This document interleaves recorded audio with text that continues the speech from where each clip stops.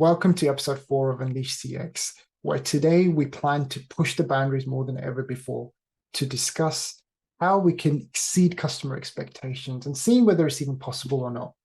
Now, to explore this topic in detail, I'm really excited to have Vinay Parmar join me today, who is an industry expert. He's been within the CX space for many, many years, and I'm sure he won't mind me sharing this, but he was also named a top 50 global CX influencer. Vinay, it's great to see that you're running your own business, running your own consultancy. You've obviously had a huge background within CX. But yeah, tell us a bit about your journey so far. Yeah. Well, first of all, thanks for having me on the podcast. It's really great to be here. Like all great stories, they start by accident, right? My journey in customer experience started by accident. I took a job in a contact center after not doing as well as I should have at school and college. So I took this, I had a great aunt in my family who was just, you know, how sometimes we have people in our family that look out for us constantly. So this aunt, who is an aunt by relationship rather than by blood, was just looking out for me. She worked in a bank and she got me a part-time job there, taking credit applications on the telephone. And I just really enjoyed it. I loved talking to people. I loved having conversations. I loved connecting. And the more I was there, the more at home I felt. So I took a full-time role there, was there for 4 years. And I managed to kind of almost create, I guess, my own little graduate scheme by just moving around and doing different roles. So I worked in underwriting and fraud detection and business development and different things. And they came as a result of me being curious and asking questions about how things worked. You know, I just kind of figured, I suppose, at that point in my life or in my career journey, that if I only ever knew this part of the jigsaw, that's the only place that I could contribute from. But if I knew the bigger picture, I could contribute in a bigger way and add more value. So then I left there, I went and ended up working for a bank that some of the listeners may know was egg.com back in the 90s. It was at that time Europe's largest online bank back in the early days of .com and internet banking. I had an amazing time there, 10 years of my life spent really, I suppose, that was really my kind of deep understanding of customer experience, where it's come from. That culture, that environment, what we were trying to build really set the foundations. And then from then on, I've continued to work within customer experience, kind of leadership and digital are the three kind of key pillars of what I do, both as a consultant and then most recently, I was at National Express for 8 years, where I finished as Chief Customer Experience Officer in July last year. And then I had my Martin Luther King moment in October this year, where I sat down and I just had this epiphany and this idea of setting up my own consultancy, because I firmly believe that organizations that can understand how to put their customers at the heart of what they do and operate in a way where customer is really at the heart of what they do, will deliver exceptional results. And so that's the mission of the business, to help companies to A, understand that, and B, facilitate that transformational change so they can get more profitability, better revenues, better growth, but also things like higher employee engagement, better brand reputations, so the marketing doesn't have to work as hard. They will be more adaptive and innovative in a market as customer needs change, because they'll have a greater understanding. So yeah, that's the mission. And the global influencer piece, well, it was lovely. I mean, it was humbling to me because I had no idea it was coming. And it's come from the CX network, who annually put 50 people in a list of people that are influencers. So I suppose the thoughts and ideas I'm sharing must be impact and resonating with people. So yeah. Yeah, wonderful. Look, I think it's a great achievement and well deserved. I've been seeing you, of course, in the industry, joining some of these CX network events and seeing you speak there.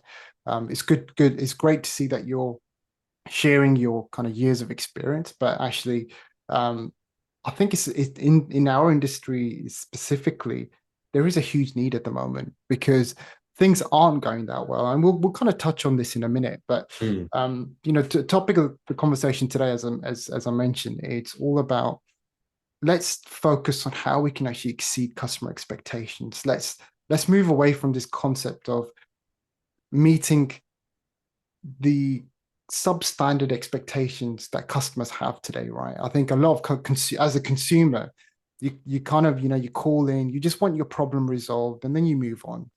But actually, there's those moments where some brands actually do a little bit more, just a little bit more, and it becomes quite memorable, and it actually delivers a great customer experience. And that could have been by accident, or perhaps just because the individual that's helped you has given you a service, or maybe they've gone above and beyond. But how can we start thinking about this more holistically? So I want to kind of touch on this, but before we go into that, let's kind of try and understand and unpack why are things so bad. And when I say bad, look, there was a recent study, as you know, from the ICS that they published in January, where they talked about the index score out of 100, and we're at about 76. And when you look at the last kind of 10 years, it's kind of all-time low.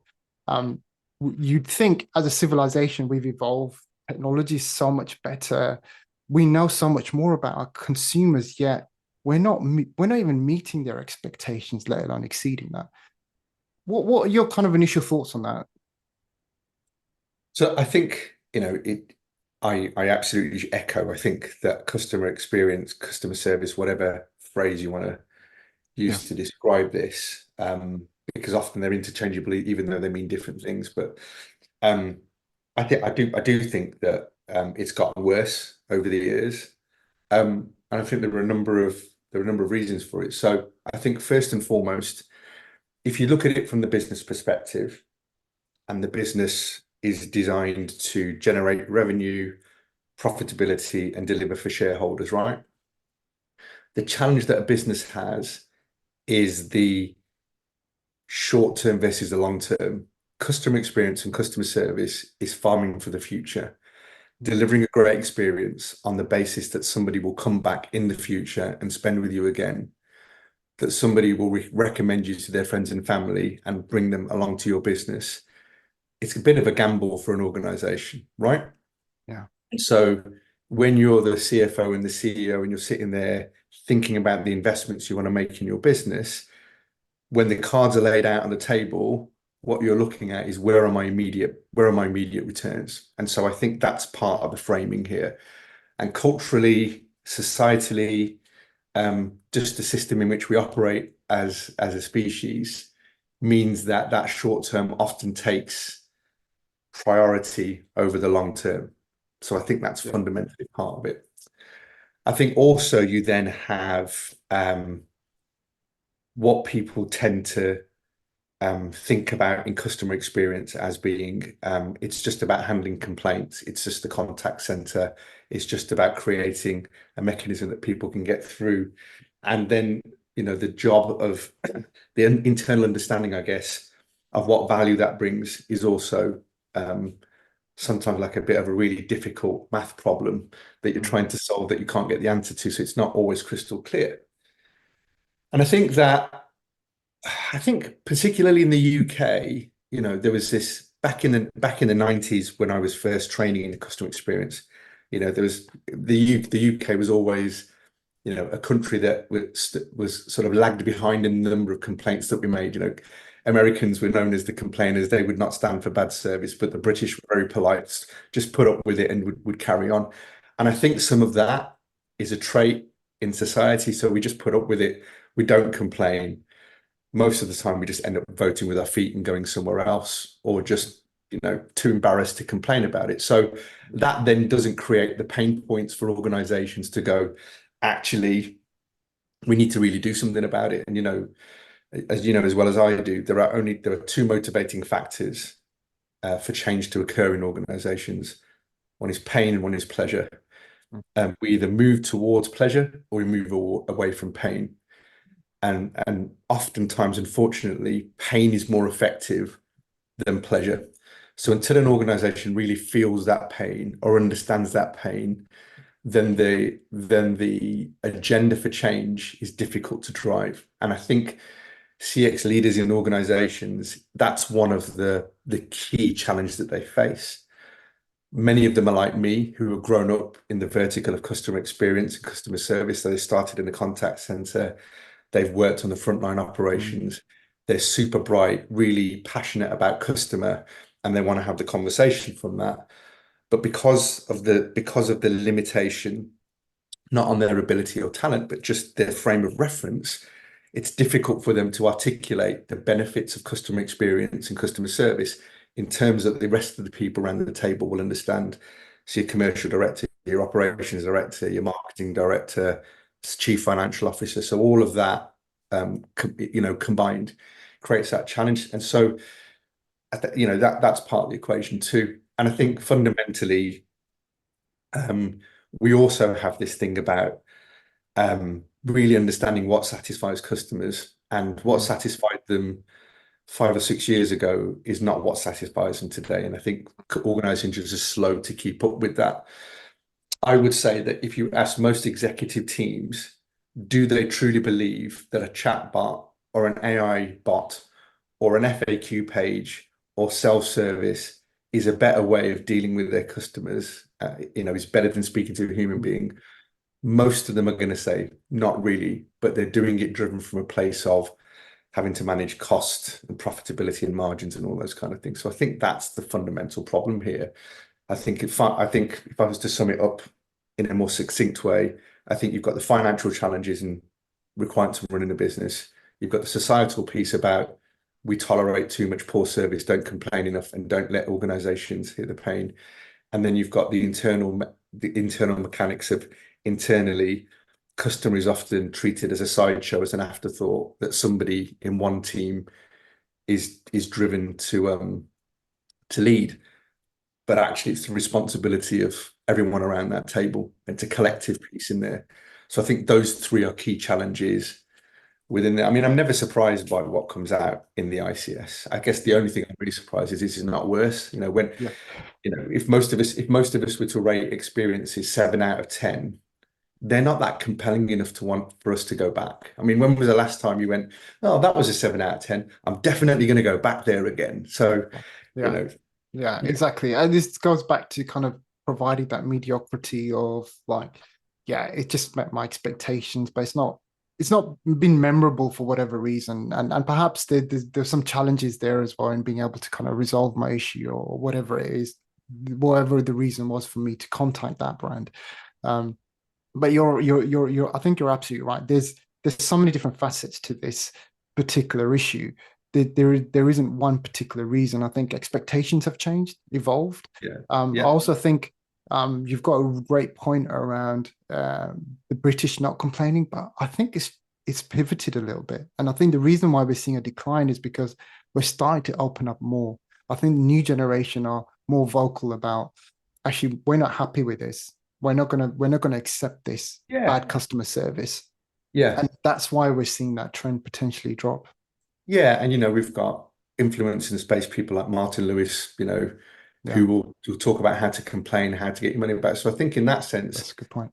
knowledge has come to people that they can complain, they do have rights, they can challenge organizations Yeah. to get problems resolved and stuff like that. So I think you're right. I think that is pivoting a bit, and we're becoming more of a society that won't stand for that. Particularly now, it's becoming easier to leave reviews online, really Mm, quickly. You can, at the touch of a button, mm, leave a review. You can talk about an organization, but equally, I think there's even in that part of a problem, which is survey fatigue, that you mm. get so many surveys that you don't bother filling them in, or the questions are asked in such a way that it gives the company a false impression of what's really going on. Yeah, Because the limitation of a survey is you only get the answers to the questions that you ask, right? So if yeah, you yeah, don't ask the right questions, you don't get the same output. So I think there's some of that. There's some yeah, of that as well. It's multifaceted. I don't think there's a single thing that yeah. says this is what it is. But I think fundamentally, underneath all of that, the question that needs to be answered is, what is the value to an organization Mm, of great customer experience? And if the company can't answer that, it's really difficult for them to yeah, be able to then align prioritization behind the things that drive customer experience. sure. And you'd think it's just a given, though, isn't it? Like, you deliver a great customer experience, customers are going to want to come back, you're going to reduce churn. Like, this is obvious stuff. Yet, as you say, it's amazing how many organizations, even those that I speak to, when you ask them this question, they don't actually know because perhaps they haven't reviewed the data. They don't fully understand the implications of actually what happens if you're not meeting customer expectations. And I think those organizations that are ahead of it in terms of knowing exactly what's going on with their customers, what their customers need, those are the ones that are flourishing. Because whilst the ICO study shows us a decline, there are certain sectors that are doing really well, right? There's, when you look at the top 100 CX performers, retail generally sits at the top for obvious reasons. Likes of Amazon, First Direct, those are the organizations that come to mind when it comes to delivering, that have consistently delivered great experiences because they're actually thinking about these things. They've actually built a business Yeah, model, and yeah, that's where I think a lot of organizations seem to be still well, they're getting it wrong clearly. yeah. Look, I've said a number of times that customer experience isn't rocket science. It's Mm, common sense, but that doesn't mean it's common practice. no. And you're right. If you ask most people, like I said earlier, around that board table, in middle management, wherever they are in an organization, about their own lives and their own experience, they can rattle off 15 or 16 examples really quickly of really bad organizations that they'll never deal with again. So they intrinsically understand the value from their own lived experience. But when they're in their own organization, and like we said, when they're having to work within their budgets, deliver cost savings, work within the frameworks that have an organization set up, it becomes difficult. Mm, And I think the way that we're set up creates barriers between doing that. One of the things fundamentally in organizations, and I think we're going to talk a little bit about employee experience as well, yeah. is that collaboration's so hard. Sometimes you walk into an organization, you'll talk to two different departments, and you'll be like, are they working for the same company? Because they're at odds with each other often. There's a conflict. The KPIs are set up in a way to drive conflicting behaviors and stuff. So, you know, one of the early things that I was exposed to in my career, and I'm so pleased that I persevered with this book, was I read Peter Sengate's Fifth Discipline. Mm, It's a book that's about that thick. And I wasn't a big reader at school, so it took me a long time to get through it. But the book is all about systems thinking. It's all about understanding the whole and understanding that, it's an ecosystem, right? mm, Um, and so to answer the question, you have to understand the entire ecosystem and mm, how all the different parts fit together. And I think fundamentally in organizations, most people are in their vertical, looking down at their feet, trying to deliver what's yeah. been asked of them. Mm, And very often they rarely get the time to look up, take a breath, yeah. and think in that collective sense. And so, part of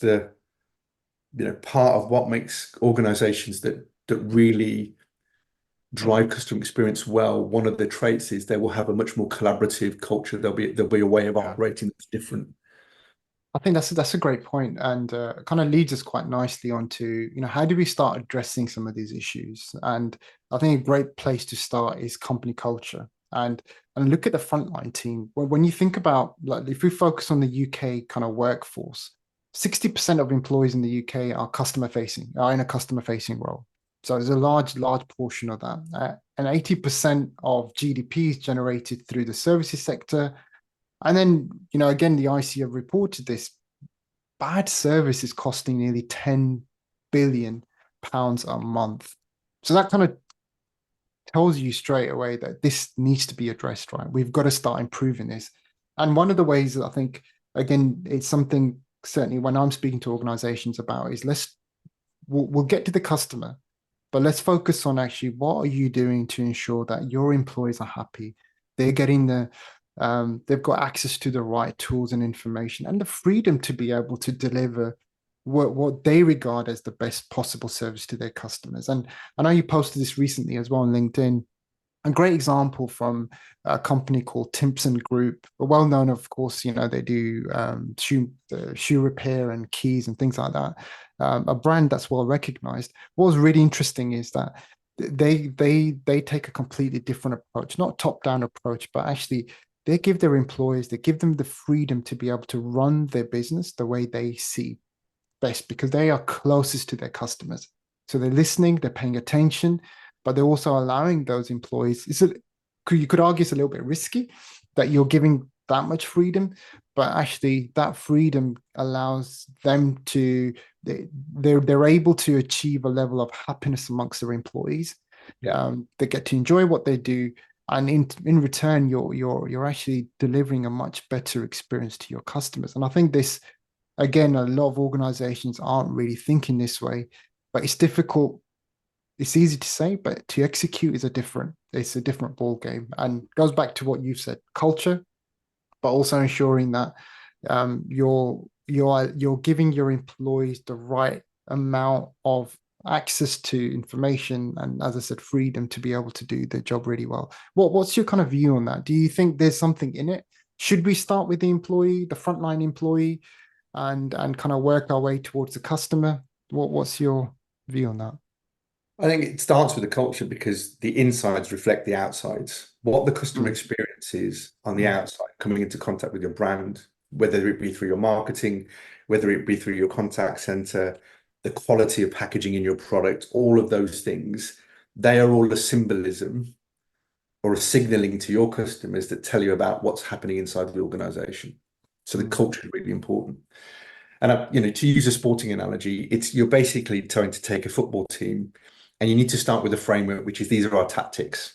Okay, so this is how this is how we want to play the game, and this is our style of play, because we believe by playing this style of game, we will win more often than we're going to lose. And having that clarity of what does win mean. For some, it's about surviving relegation and always finishing just above the relegation bit. For others, it's about finishing at the top of the table, qualifying for Champions League, qualifying for the big tournaments, all of that kind of stuff. So as an organization, you have to have real clarity about who you are and what your experience is in. And people often use Ryanair as an example of an organization that's just not really good at customer experience. And I would argue that Ryanair are amazingly brilliant at knowing who they are, what they do, who they're for, and what their messaging is. And everything about them is consistent with that. You know that when you buy a ticket on Ryanair, it's going to be as cheap as it possibly can be. It's going to be no frills. And you're probably going to have some issues, or sorry, not probably going to have issues. If issues happened, you're probably going to have limited support. Right? That's probably the perception that most people have. But they don't make any apologies for being that, and they're not trying to be something that they're not. So I think, first of all, you've got to decide, who are you as an organization? What do you stand for, and what is your customer value? What's the game that you're here to play? And then you need to give your team the tactics and the framework. And Jill Scott, who was a former England Lioness captain, once said, it's about giving people freedom within frameworks. So you need to give them the framework. So Timson's has a framework. It has a set of rules that says this is the framework. If you operate within that, you're empowered. So you need to give people that framework. So I think that's the second part. And then I think the third part is a really simple thing. And I think organizations and leaders don't do it enough, is you've got to catch people doing the right thing and letting them know that it adds value. And I'll share a really quick story. When I was at college, I had a part-time job at McDonald's. And back then it was more cash. We didn't have Apple Pay and all of that. Shows you my age. And so people were paying cash. And so behind us, we had an ultraviolet reader that you would put anything that was more than a £5 note, you put behind the ultraviolet reader to make sure it wasn't fake, right? So you get trained to do that, and you kind of do it, and you check every single note, and it doesn't really mean anything. And then I remember one day I was behind the counter, somebody gave me a note, I put it in, it flashed up, and it looked fake. And the manager came straight over, checked the note, said to the customer, "I'm really sorry, this is a fake note." But more importantly, he turned around to me and he said, "Well done. Well done for checking that. You've caught somebody, or you've caught out somebody who's trying to pay with a fake note." But if he hadn't ever validated that to me and added value to it, I would have just held it as a transactional thing that I do, rather than a thing that adds value. So to go back to your point about the front line, I think people on the front line, they take calls every day, they speak to customers every day. And unless there are regular conversations about the value of those conversations, it just becomes transactional. It just becomes, this is just my job. All I've got to do is just pick up calls. I'll answer it how I answer it. Nobody really cares how I do this anyway. But if you're catching people doing the right thing and you add value onto that, like you're like, it makes a difference the kind of energy you have on a phone call. Yeah. Another example I'll share with you is that in the early days of 118, that used to do the directory inquiries thing. Yeah. I remember speaking to their contact center, and what they used to do was the salutation that the agent has, they used to get them to record it first thing in the morning when they were at the highest energy. And then they would play that recording to every customer.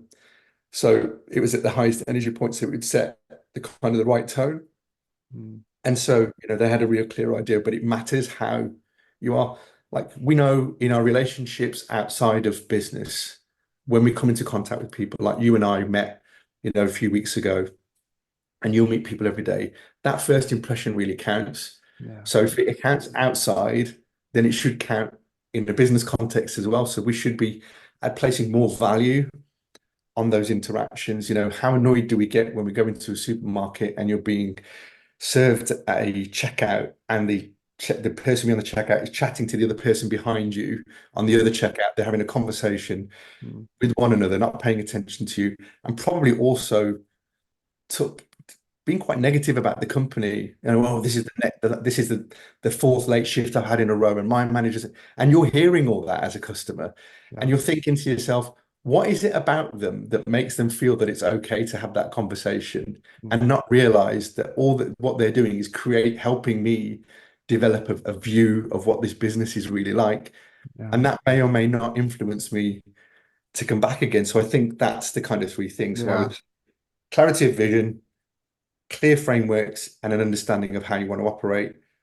And then that real catching people doing the right thing, adding value, and not just on the front line, but in all the roles in your business where people have really understood, looked at the customer in the right way, and catching people doing the right thing. Yeah, no, I think that's a brilliant way of putting it. And I think the framework is critical, isn't it? Like, freedom is great, but actually, as you've said, on a cash out, you're on a checkout, they're speaking to one another about what's going on in the company or whatever. That's got to be like, those are the boundaries that you cannot cross in that situation. So I think being absolutely clear and communicating that to them along with the vision, I think is again really, really important. I also love that Ryanair example. And actually sometimes, because Ryanair, you could say, set the bar so low, you could argue, compared to some of the other airlines, that occasionally they exceed expectations. I've had some really positive experiences with Ryanair, because, as you say, I don't expect a good service from them, generally speaking. Like, if something goes wrong, I know I'm taking a bit of a chance there booking this flight. Like, it's possibly things could go wrong. But when the whole thing goes smoothly, it's like, okay, this has actually exceeded my expectations in that sense. But it's because they've been very clear in the way that they brand themselves, the way they market themselves. Yeah. They're not just setting a vision for themselves, but the customers as well. Like, that everybody in that ecosystem knows what they're getting themselves in for with this brand. Exactly. I mean, the exact opposite would be an airline that professes to be first class, super luxurious, everything's great, but never arrives on time, never takes off on time, loses your bags all the time, never bought. Like, what's the point? You have to deliver those fundamental basics, right? You have to do that first. And then the permission comes to do the rest. And I know we're going to talk about that a little bit later on, but go back to the culture point and catching people doing the right thing. Sorry, the bit that I wanted to kind of also underline is that culture in an organization is directly created by the leaders. And I don't mean just leaders by position. I mean people of influence in there, how they carry themselves, how they hold each other to account, what they demonstrate as being okay in the organization works. So go back to that checkout example. They would have known, they would have felt that was okay to do that because they would have seen somebody else do that and nothing happened. And therefore, well, that's fine then. It's like when you've got kids and you're bringing kids up, if you allow them to do whatever they want and there are no boundaries and you just let them carry on, then they'll just keep doing whatever they want to do until you put some boundaries in the way to say, actually, no, this is not okay. This is now going outside the realms of what we stand for. So no, it's true. Leading by example, I think, is critical. But as you say, I think too many people in organizations put an emphasis on senior exec leadership, but actually it's across the board, right down the Yeah, line, as you say, the people in the position of influence. Everybody plays a role in it, and I think this is where you can empower people to set a great example for your colleagues. You don't have to be a manager of people as such. yeah, It's incumbent on every individual to drive that culture, right? It's yeah. everybody's responsibility, It is. rather than it just being up to the execs Yeah. to deliver that. And maybe this might sound controversial, but I would argue that, based on my 30 plus experience, 30 plus years of experience in organizations, I would say that we focus so much on empowering the front line. Mm, The group that you really need to empower is not the front line, it's the middle manager layer.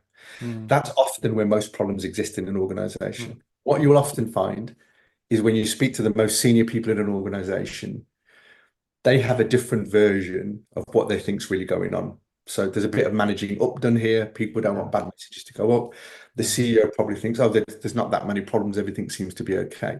yeah, The middle manager group in an organization is often the group where there's most fear mm, of, oh my God, there's a problem if they find out, yeah, there are consequences. They tend not to, they manage down as well and tend to keep problems hidden.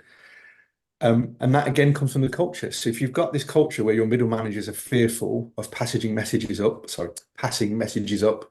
yeah, um, then that's equally as bad. So I think that's a hidden, what's the word? That's a hidden hindrance in an organization. yeah, Understanding that population, mm, making it okay, opening up dialogue, creating visibility at that level so that the information passes through properly. I think mm. that's vital because otherwise, um, yeah, you end up being caught out.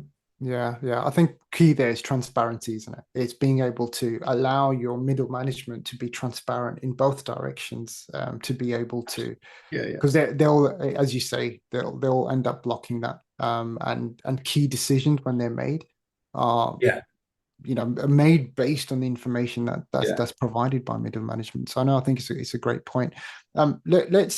Let's kind of explore this further and start thinking about we've talked about the front line and the culture and things, so that's great. Let's focus now on how do we start to create more value for the customer to exceed those expectations. Like where should we start? And before we look into that, I recently read a document from Gartner, and they talk about reimagining customer service support, and they've kind of introduced these kind of three pillars.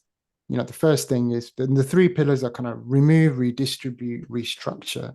And the remove element is all about going from managing demand to reducing demand for your customer service support. How do you do that? Provide a better product, uh, ensure you're providing a better service from the outset so that the demand's not there for people to contact you.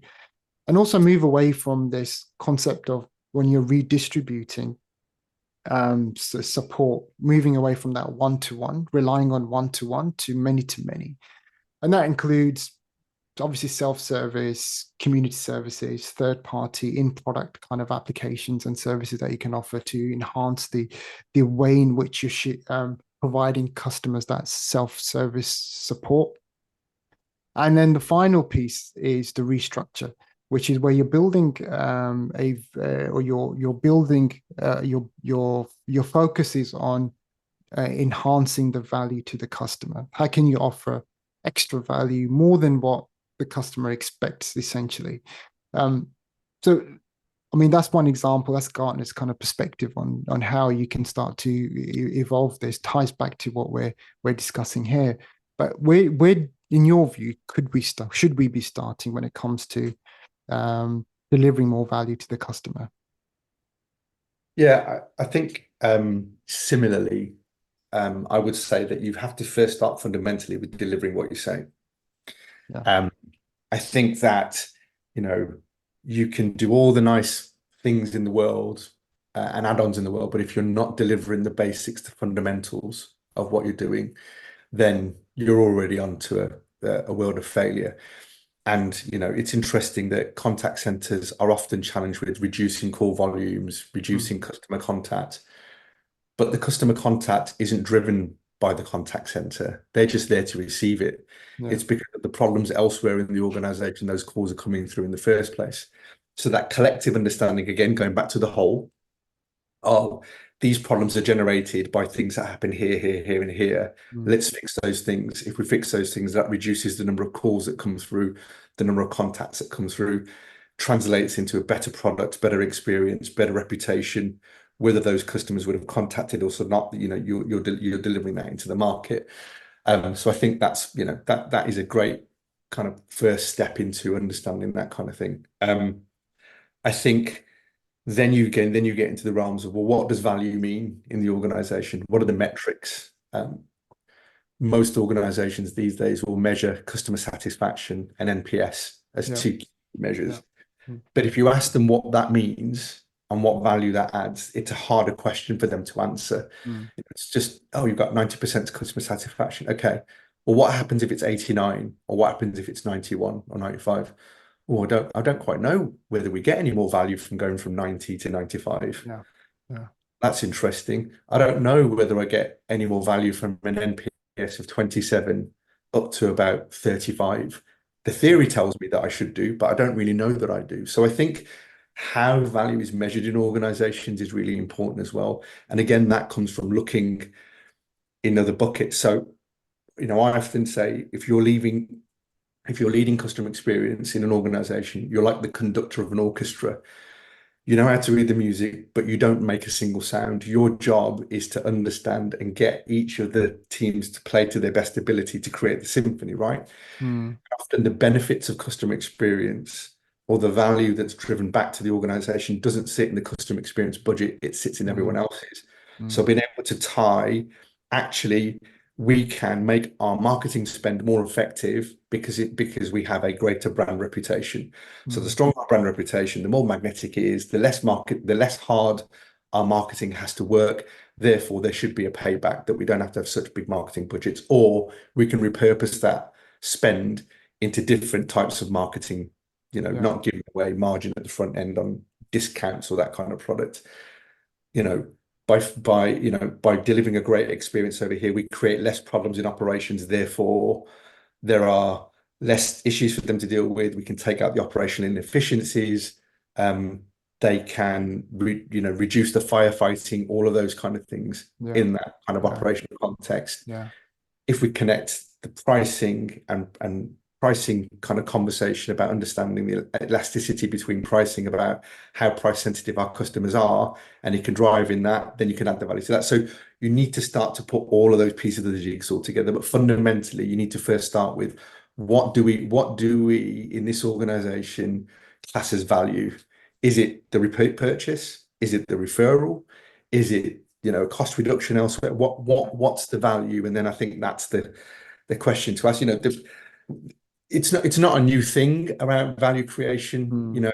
Mm. Particularly in contact centers over the last 20 years. There's always been this conversation that customer and contact center sits in the L side of the P&L. It's always a Yeah. cost.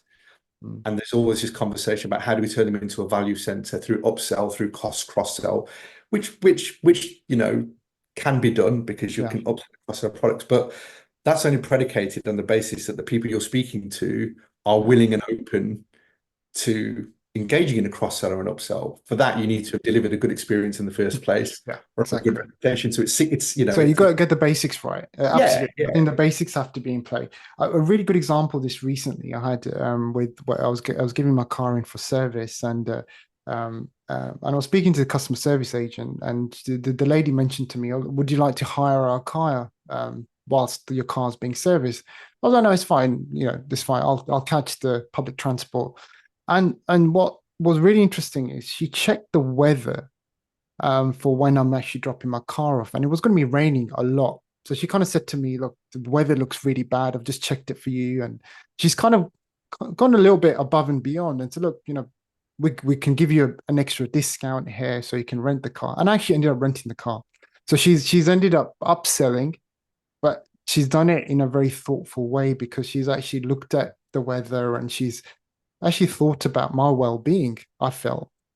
And this is Yeah, where when I talk about value creation, it's really kind of doing something that's above, outside of actually the service that I'm expecting from that business, because they've got access to information and data, and yeah, um, that you forget, myself, I'll forget, right, as a consumer. But the agent has access to that information, who can actually offer me something a little bit more, who knows enough about me to be able to yeah, offer the extra value. And I think there's not enough done around being able to do those things. And a lot of the main reason for that is going back to the metrics that you talked about. It's average handle time, for instance, right? Oh, my contact center agents, I've been reducing AHT, consistently over the. What does that mean? Like, you're spending less time with your customers. Well, actually, they mm, could have been upselling if you yeah, gave them more time and yeah. freedom to speak to the customers. Because if my agent in this case was in a rush to get me off the phone, the upsell would never have happened. Exactly, exactly. And it's that one-dimensional view of this metric delivers this cost reduction or whatever that might be, without looking at the entire whole. And you're absolutely right. There are countless examples where that conversation with a customer, if you allow the space for the agent to listen, to observe, to understand, they can cross-sell effortlessly and upsell effortlessly, because they know what they're able to do, and they can see, there might be a solution for a customer. But if they're time constrained, if you're always pushing them to just get off the phone as quickly as possible, then Yeah. that's not It's always not going to always the right thing, yeah. And no. it's amazing how many organizations I speak with. That's the main objective. I want my agents to spend as less time as possible. Yeah. So let's get AI agent assist set up so we can get them the information that they need, and they can just churn those conversations away over and over again. And the really the really I guess criminal thing in all of this is that, going back to the point you made earlier about how poor experience is anyway, you only have to be that much better than the competition. You only Mm, have to be that much better than the competition, and you're suddenly regarded as being excellent, because just that bit much better than everybody else whose benchmark is down here creates enough difference for people to start recognizing they're that much better, they're that much better. I'm going to go to them, they've got a better service and all that kind of stuff. So yeah, yeah, yeah, so it doesn't take a lot. It goes back to the common sense point I made earlier on. yeah, Great customer experience doesn't necessarily require millions and millions of pounds worth of investment. It yeah, requires energy, leadership, collaboration, and it requires you to think differently. yeah, So you're expending a different expense, energy and dedication and all of those kind of things. And it does require some investment. yeah. Part of the problem in organizations is that the visibility of those data points Mm, is it exists in different buckets all over the place. yeah, The data's not joined together. And when yeah, it is joined together, it's only joined together to serve one particular purpose. So you often hear people say, oh, we have a 360-degree view of our customer. Great. But only the contact center has it, and only they do anything with it. that's a No good one point. else is consuming that data Yeah, or using it or enriching it. yeah, Or worse still, the contact centers keeps enriching this data and no one else is using it in the yeah, conversation that they're having elsewhere. yeah. So there is a technology piece in here as well, but they are really simple things. Like I went on holiday with my dad, who is 75. We went on holiday last year, and I took him to India. He hadn't been for a number of years, and God knows when he's ever going to get a chance to go again. So me and my two younger brothers decided we'd do a boys' trip and take him over to India. My dad's a widow. My mom died many, many years ago. So we took him on this trip, and I booked the flights from here with Emirates, which was all fine. But I wanted to find a travel agent in India who could, curate a tour for us to be able to go to Mm, these places. And I found an agent that I'd used back in 2006, and had a good experience with them. I looked them up on the internet, went on their website. They had a little WhatsApp icon. So I dropped them a message. And within minutes, I got a response back saying, look, a lot's changed since COVID. We've had to downsize the organization. It's just me and my husband now. We oh, do all wow. the trips. We've had to close all our offices. Okay. Well, can you still help us? Yeah, you can. So I communicated with this lady over WhatsApp, the itinerary, but I shared some health conditions that my dad had. I shared the purpose of our trip, all of this stuff. And every step of the way, everything she designed was around making sure my dad had enough rest periods between traveling. She chose hotels that had accessibility. She made sure that the pickup times, drop-off times, and flights worked around making sure he didn't have to get up to the amount of attention but all of this was just because I sent her WhatsApp messages. Now, I know this is a husband and wife team and it's small business, but principally, right, just based on the fundamentals, those principles of just taking the information you have to be able to personalize the experience and use that information to deliver that is phenomenal. Every step of the way, she was great. And all she had was her phone, a WhatsApp, and me WhatsApping her back and forward. So, it's awesome, right? Yeah, I think you're right. I think that personalization, I think, is such a key thing here. It's not treating you as a consumer, but treating you as a person. Yes. And I think that's such an important part to this. And kind of that example is a great example. But I also think that experience that you've just had there could have been delivered by an AI bot, for instance. So if we start thinking about, let's look at the future for a minute, and let's start thinking about how can we leverage technology. And obviously we can't have a podcast conversation without exploring the possibilities of AI. But there's this, we know where we are with generative AI and self-service, and things have come a long way. But what's your kind of perspective on what the future looks like, when it comes to delivering a personalized, where you almost have your own personal AI assistant who has access to all of your personal information. They also have access to what's going on in the industry. They have access to what's going on in terms of what other customers are saying about the brand. Like, they've got all this knowledge to hand. Imagine what's then possible, and imagine what value that this AI assistant can create for you. An AI assistant, that a brand that you're engaged with is offering you this assistant. That's something I think who knows where we end up with this, but as we conclude this conversation, would love to get your final thoughts on what the future looks like. Yeah, I mean, look, every conversation in customer experience is dominated by AI. So you're right, it'd be remiss not to talk about it right now. So there is no doubt in my mind that AI and generative AI is going to be a game changer. The most, I guess, the thing that you should pay attention to here right now is this is the worst it's ever going to be. It's only going to get better. And it's the worst it is right now, and it can already do brilliant things. Like, I use ChatGPT all of the time in my business. I use as transcription service that records all my conference calls. The AI in there will summarize all my notes into minutes, actions, all that kind of, like, it's time sense. So already on a very small level, I've got that in my life, and I'm already becoming quite dependent on it doing those things, right? So I think it does present an incredible opportunity, but with everything, it's the application, not the invention or the innovation that's gonna decide what it is. Fundamentally, I think human beings will want to speak to another person based on trust. The reason that we don't trust chatbots, the reason that we don't trust chat functions or whatever, and we always say, oh, we'd rather speak to a human being, because we don't trust them to do what it is. When we put a request into a chatbot, if we don't get an email come back summarizing saying you've done this and this is what's happened and it's signposted and you do it, you're always suspicious whether or not that's happened or not, right? But the same could be sent to a person. You could talk to a person in a contact center, and how many times has this happened to you where you've asked them to do something, you've had to call back because they haven't done it, but yet because they're a human, we're a little bit more forgiving in some way. So I think there's a trust piece, and I think the trust piece comes from the application and the validation to the customer that you can do that.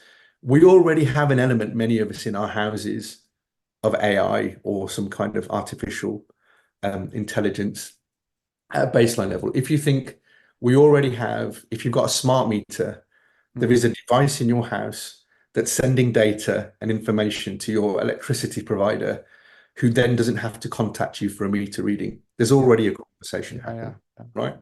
So we're already in that world. You've already got gadgets like Alexa, and I know, you know, they're not necessarily generative AI, but they can get there. So I think that it will come down to application. But I think what I'm witnessing right now in the market is that from the vendor side of the table, there's an oversimplification that says we can put AI in your organization, it will solve this problem, it will do this. These are the user cases that it will do. And there's an underappreciation from organizations about what they need to do to be AI ready, because there's a lot of groundwork to be done, documenting your knowledge, documenting your processes. There's inherent knowledge living around in people's heads in organizations all over the place. There are people that exist in companies. Sorry, there are people right now employed in companies who have been there years, who know how to fix certain things that nobody knows how to fix. But when that edge case happens, they know exactly what to do. I remember I was working for a big, I was doing a consultancy piece for a large electricity provider, and it was a data warehouse, moving a data warehouse from one part of the country to the other. And when we went there, we found in the corner there was a server that was backing up onto old tape. So it wasn't a hard disk, it was tape, but nobody knew what it was backing up. Nobody knew whether it was actually doing anything or not. So there's this whole thing about, do we switch it off? Do we not switch it off? What happens? What if it brings down the entire network or something? So there are inherent knowledge in there. Sorry, but getting back to your point, so I think the understanding of what you need to do is really important, and the application. And I think organizations then testing and learning and trying out and experimenting and failing fast to be able to do that, they'll eventually get to that. And I think we're not that far away, I don't think, from a world in a couple of years where you'll be able to just, you know, either whatever channel you are, just speak to the organization, and what comes back to you will probably be AI generated. Here's what we can help with. And a lot of the time it will be able to solve most of your problems. But there will always be a route through to a human being for the more complicated problems, however complicated. Yeah. Because in some situations you just need to have that. It's like, you know, a pilot, a plane flying a journey, I think 90% of the time is flown on autopilot. Yeah. But the pilot's in the seat to give confidence that there's somebody there. In a similar way, I think we'll still need human beings in there. I don't think it's going to replace all human beings and all jobs, but I think it will be an enabler. It'll be an assistant. It will be make simple things easy for the customer, but also internally as well. AI for the internal teams as well. How can that AI? I think the big opportunity in AI is actually more in analytics and data. Imagine being in a team internally where you could in real time track customer satisfaction, customer sentiment, what was happening. You could track whether people were dropping out of your basket, not able to check out fast enough, all of these things, but it was bringing this data to you in real time, and you could make better real-time decisions as to what's going on. You know, then you could, not only is the customer using AI to get the service from a self-service perspective, but you're then using AI and data analytics to be able to drive better decision making in your organization, which means that you will be more robust. You will spend less time fixing the wrong things and wasting money and all of that kind of stuff. Wonderful. That's great way to kind of conclude this. And I think, so is it safe to say then in 10 years time, the ICS study, we're going to be discussing the ICS study, and we're going to see a positive trend, because obviously with things like AI, do you think we're going to get to that stage, or are we going to continue to see a decline before we get to that stage? Say in 2034? Yeah, I would love to say that I think we'll have an uptick. I think it will eventually, we'll have an uptick, but I think there'll be a rocky road to get there. I think there will be some poorly executed AI. There'll be some practices that don't work, but then there'll be those that get it right. Yeah. And those that will get it right will really understand how to kind of drive it the other way. So I think from a customer service perspective, as in, you know, getting complaints and contact handling, I think it will. From an end-to-end experience perspective, there's huge potential there. But again, it comes in the execution and the application. 100%. Right. So really appreciate the chat. But before I let you go, I'd love to get you to share, if you've got time, to share a memorable customer experience that you've witnessed. This could be something in your childhood, whenever. Would love to hear your most memorable experience. Gosh, there are so many. But the one that really stands out for me most recently is I we I went on holiday to Barcelona a couple of years ago. Me, my wife, my daughter, my brother, and his two boys. My brother's and his partner aren't together, so he gets the kids only for part of the holidays and all that kind of stuff. So it was a really special holiday. We'd managed to plan it that we could all go together, and we flew Jet 2. And on the way back from Barcelona after a lovely holiday, we were just at the airport. We were probably one of the first to check in. There was nobody else in the line. And my nephew was messing around. My youngest nephew, he's 9. So he's messing around. I'm like, Ryan, will you just behave yourself? Come on, stand still. And he's like, I said, because if you don't, I'm gonna tell them to check you in and put you in the baggage hold. And he's like, they can't do that to me. And out the corner of my eye, one of the staff was stood there and she heard what was going on. She was watching. And she just very quietly went, oh, yes, they can. And he looked at her and he's like, oh, we can. She said, in fact, let's see if you even get onto this flight. So she made him stand in the little baggage compartment thing to check his, like, just playfully to check how big he was. And she went, oh, I think you're a bit too big for the luggage compartment on the plane, you know. And he's like, no, you can't do that to me. And then her colleague at the counter said, oh, I think we can. You need to step onto the scale so I can weigh how heavy you are to see if I need to put you in the luggage. And it was just this wonderful moment, and just the way that they were with him and everything, and it was just nice. Now that in its isolation didn't result in an extra sale. It didn't add any revenue to the bottom line. But I always book on Jet2. In fact, I'm going on holiday on Friday. I'm flying with Jet2. Most of my European holidays and flights, I'll always book with Jet2 based on those experiences I've had with them. So again, it's nothing rocket science. It's just somebody feeling empowered, feeling like they can do something, using their initiative, understanding their brand and what they stand for, and acting consistently with what that. And it was just, it was a great little experience. Yeah, no, it's a wonderful example actually, and I think what kind of stands out to me is, they've not treated you like a consumer. Just going back to that point, right? You're just treated like a human being, and that's exactly what all you want. You don't want, when you're engaging any brand, is to be treated like just a number, just as a paying customer. You don't want to be put in a position to be made to feel that way. So it's a really, really good example. And I come across these examples all the time. But I think the issue that I find is the inconsistency of it. Yes. And it comes down to the fact that that person you're just dealing with is just a nice person, and that their personality is coming through. So if you can encourage your task force to build that type of culture, I think you can then start to deliver a consistent service that delivers that kind of experience. I think consistency is absolutely key. And I have a saying that says inconsistency kills brands, for exactly what you just say. It shouldn't depend on the person you speak to, the time of day it is, or where you are. Everyone in that organization should understand and be charged with, this is how we want to deliver experience, and deliver it in a consistent way.